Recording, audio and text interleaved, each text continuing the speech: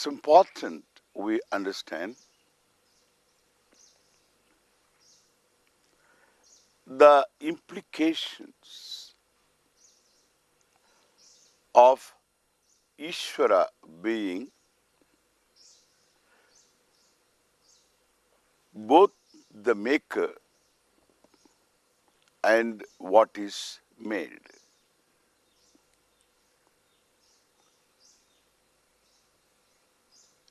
Being the same, the material cause and the maker being one and the same.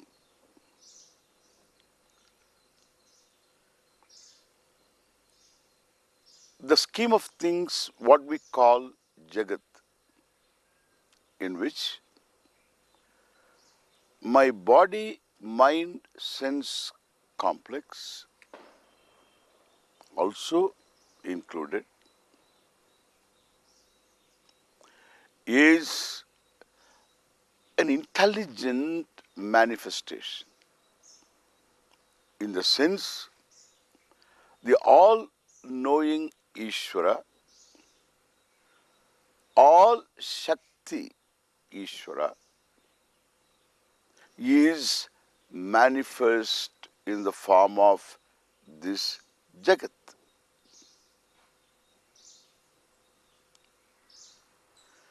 It's important we assimilate this fact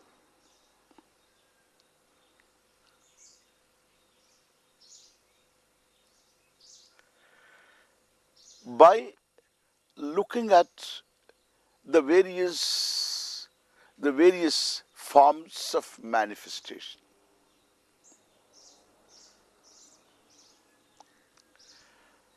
While the forms are infinite, every individual cell, if you count, it is a manifestation. It is just infinite.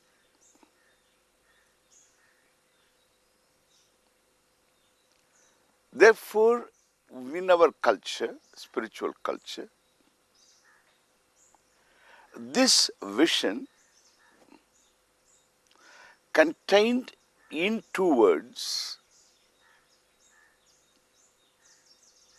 in fact, three words,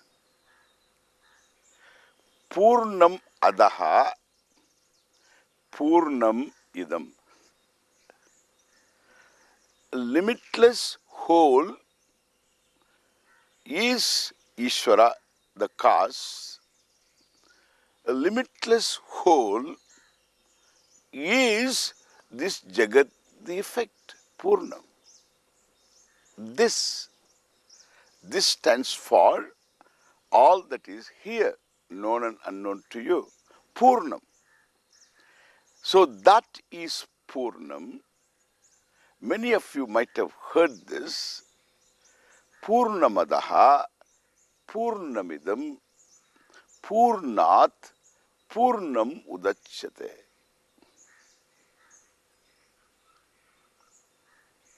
It is very common.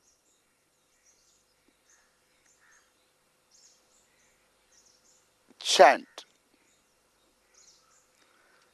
That is Purnam, the whole limitless. This is Purnam, the whole limitless. From that Purnam is this Purnam.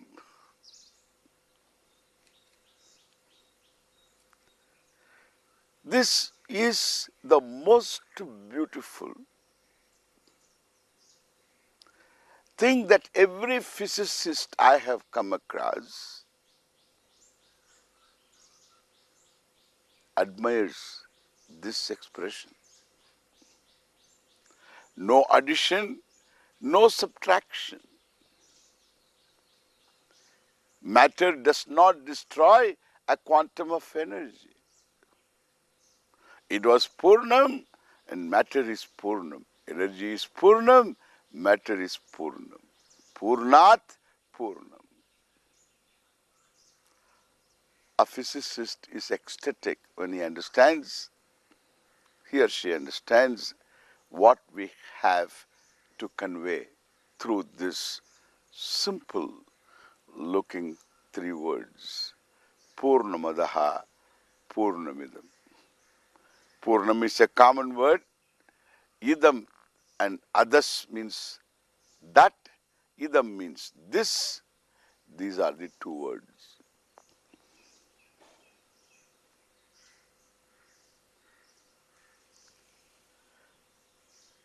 What does it convey is this Jagat is the same Isvara who is Purnaha. If out of 1 ton gold, one makes 1,000,000 ornaments, let us say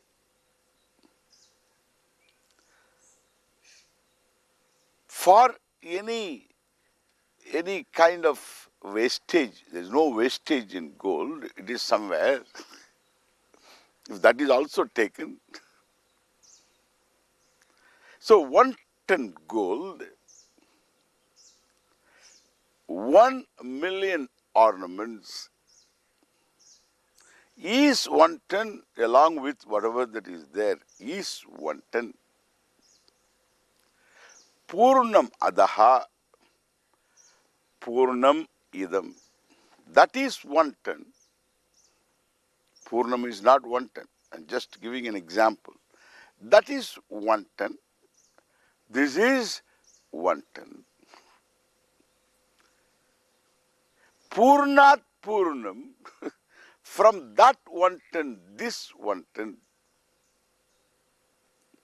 Why should you say so? Because that 1 ton didn't look this 1 ton, what it looks. Here you have a bunch of chains, so many bangles, so many rings, all these ornaments made of gold differ in their forms, in their usage, and therefore in their names also. One is called a ring, in ring also a ring worn in your fingers, the other one is in your ear, single ear,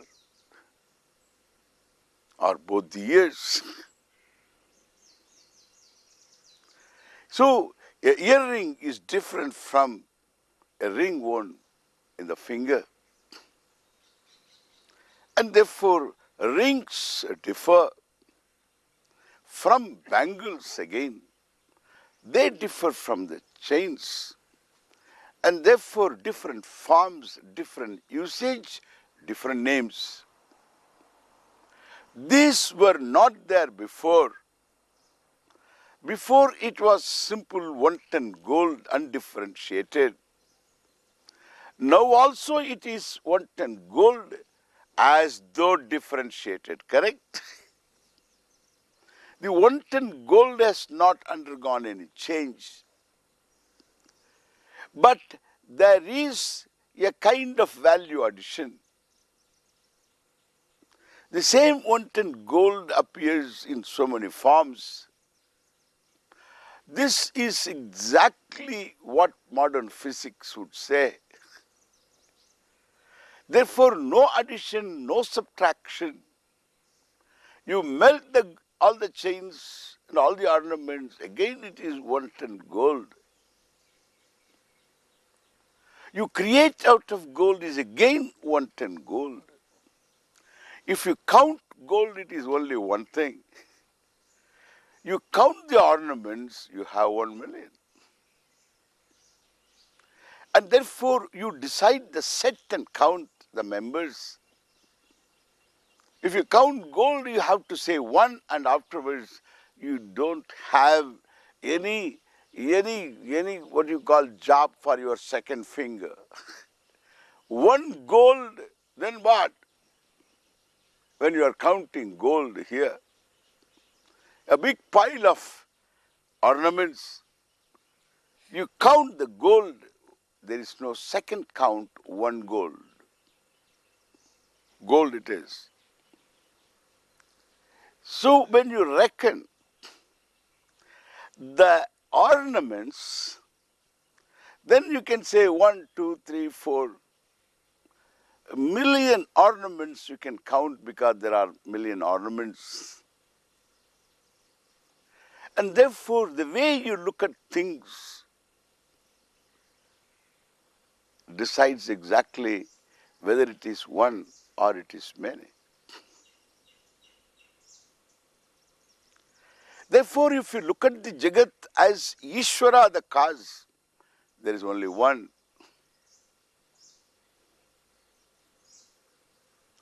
And that one Isvara pervades you also. To think that Isvara is another guy with a street address in some place is meant for perhaps upasana. We need not have any big problem with that. To understand Isvara is entirely different thing. Ishavasyam idam sarvam. You have to look upon this entire thing as Isvara alone. This is what very special something that our spiritual culture to offer to everybody. Every human being has to know this. In this, there is a lot to gain.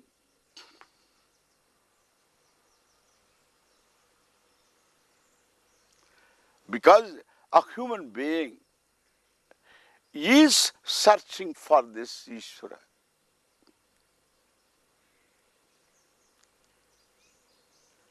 If somebody says the goal of life is going to heaven, then coming here becomes a detour.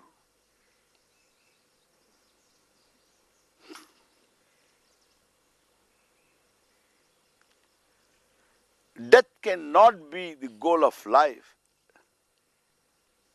Life is meant for living. There is no other goal. Living is to be alive to everything. That is everything that is there, that I confront. I am here to confront. About me, I must know everything that is basic. About what I confront also, everything that is basic I should know. Human being has to live intelligently. There is a certain minimum knowledge required. Even for becoming a telephone operator, you have to have a minimum qualification. One is that you can talk. The other is that you can hear. Then further qualification is you have a voice. A voice that is acceptable. And you have a certain style of talking which is acceptable. If somebody doesn't have that training, suppose when there is a phone call, is a telephone operator, hello, the person is not going to get the job. The telephone operator undergoes a certain training.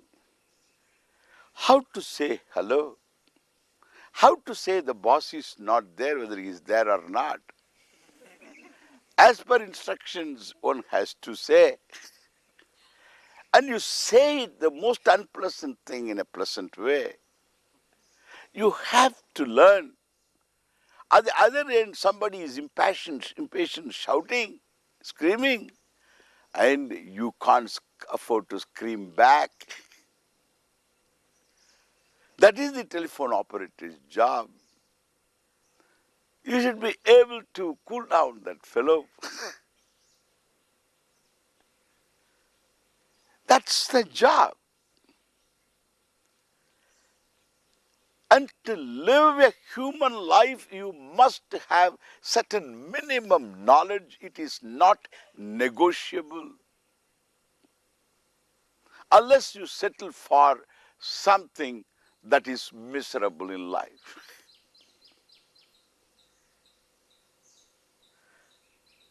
What is miserable is, I am miserable. I can't stand myself is the greatest tragedy in life. Seeking others to accept me, others to approve me, everybody else should stand me while I cannot stand myself. In fact, when I can't stand myself, then I will seek others' approval. Through them, I will look at myself. Through their approval, I will look at myself as though I am approvable. Even if others approve, since I don't approve myself, I will always think the others are bevakoofs. They don't know me at all.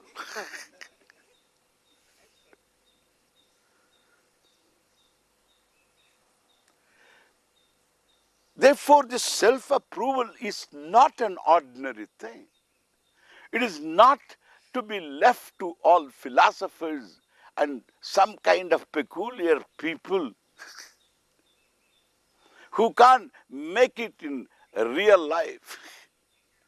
And therefore, they become dropouts.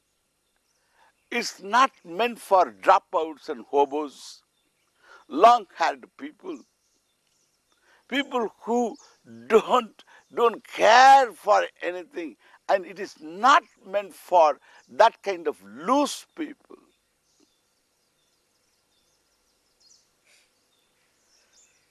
But a serious people may look loose. That's a different thing altogether.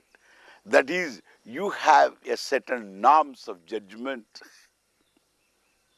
But a serious person is a serious person in the sense the serious person must be one who means business in life, who wants to have that minimum knowledge to live intelligently the human life. To live intelligently the human life is to understand what is.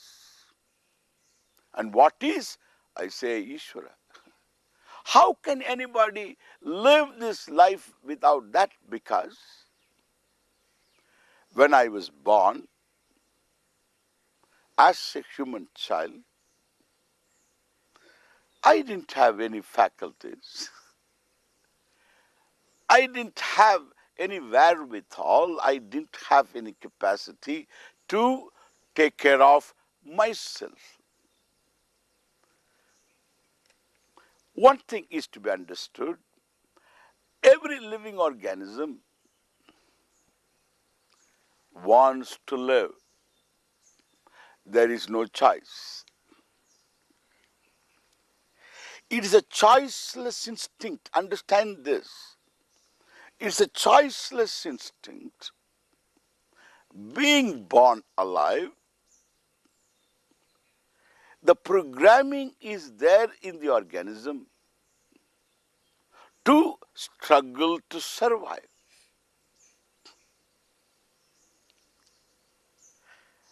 And this survival becomes an impossible thing for a human baby because it is 100% helpless. When it is 100% helpless, it has no capacity to find food. It has to live an independent life. What a start. It is something like a young man gets married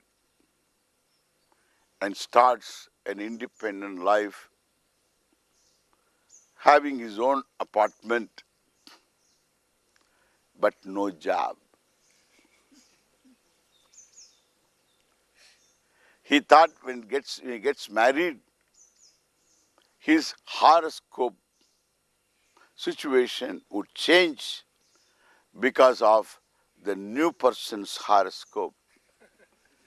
Generally, these horoscopes match. When she has a better horoscope, she would never marry this fellow. And therefore, he has no job. And she cannot have a job. There is no chance of getting a job in the near future. He thought his father-in-law would help, but yesterday he got laid off because of the arrival of the son-in-law, he thinks.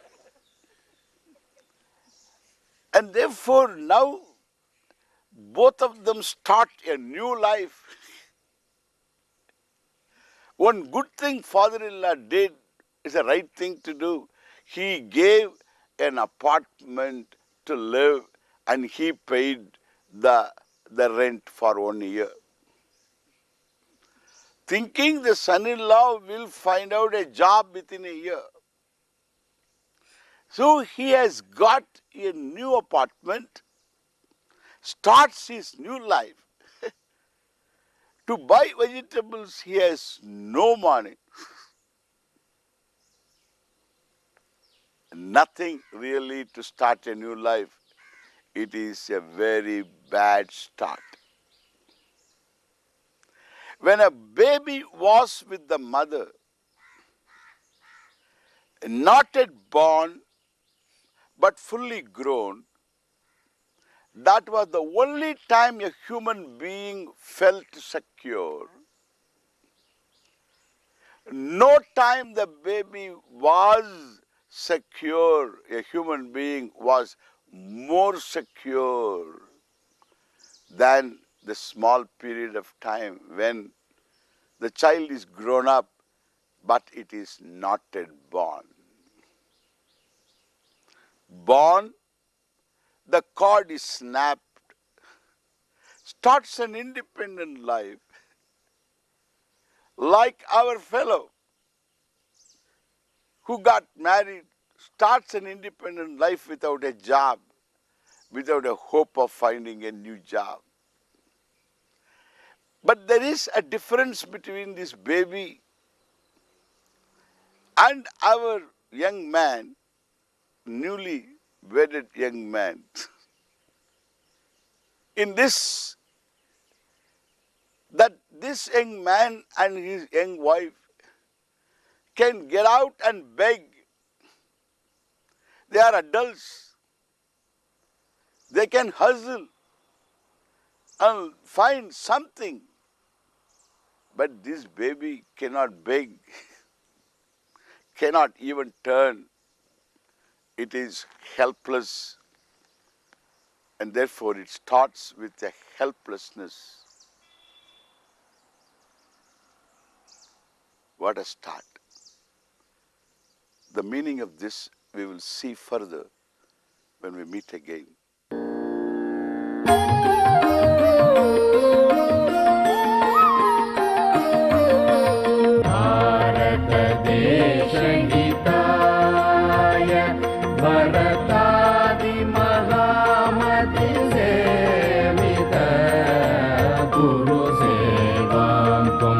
Guru Seva